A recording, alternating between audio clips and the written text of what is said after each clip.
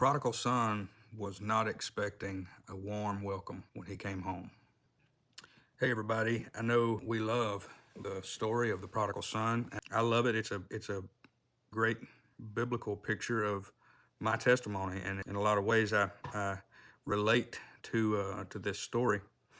But I think there's something that we overlook a lot of times when you hear people talk about it and preach about it.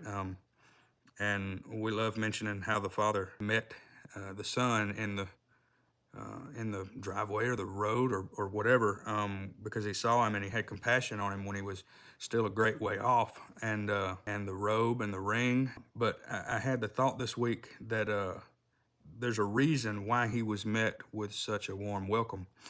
And had he not been in a place in his heart where he was humble, it would have been a lot different story. If he had pulled in the driveway in a brand new truck and got out with his chest poked out and said, "All right, I'm home, y'all. Daddy, get the robe and the ring and put it on me and kill the fatted calf," and started telling God what he was, or started telling the father what he was to do, then it would have been a lot different story. In James 4:6, I think it is, that says that God resists the proud and giveth grace to the humble. This is exactly why the father had the compassion on him, because he knew the place of his heart. And it's found in Luke 15. And verse 18 says, "I will arise and go to my father, and will say unto him, Father, I have sinned against heaven and before thee." Verse 19, "And I am no more worthy to be called thy son.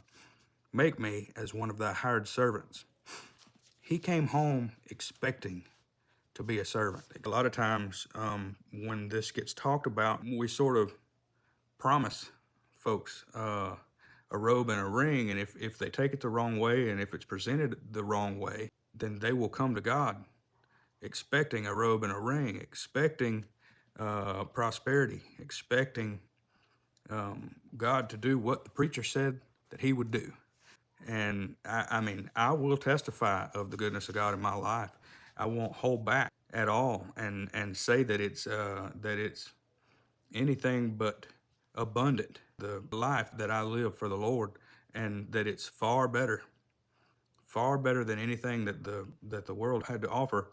But you must reach that place. You must reach that moment where you decided that it would be better to be a servant.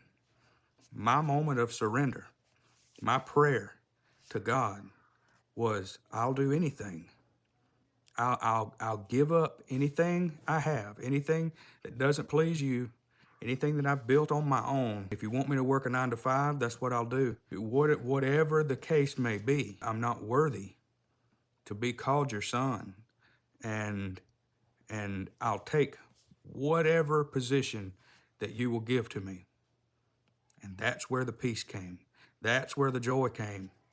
That's when the surrender happened, and the load that I had carried for years and years was lifted when I decided that it didn't matter what God would have me to do. I was gonna do it. And that's where the prodigal son got to. He came home expecting to be a servant, expecting to be a hired hand, a slave, if you will. And he had already made his mind up that that was better than what he had made for himself in the world. There was a lot of times that I came to God and I prayed and I held on to one or two things in my life that I wasn't ready to surrender, and I didn't feel any difference. I didn't get any change. He wasn't there like the preacher promised. And it wasn't the preacher that was wrong. It was that I was holding on to something. It was that I didn't give my life. I didn't take up my cross and follow him and with the intentions of going anywhere he would lead me. So that's where we got to get to. We don't get the blessing. We don't get the ring and the robe if we just want to put it on over our other problems, our other desires.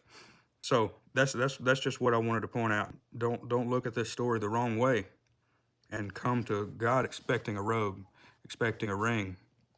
Come to him expecting to be a servant and asking in desperation with a contrite heart and a broken heart and a contrite spirit, understanding that you're not worthy to be his son, but that he gives us that opportunity, and he will adopt us when our heart is right. All right, I love y'all.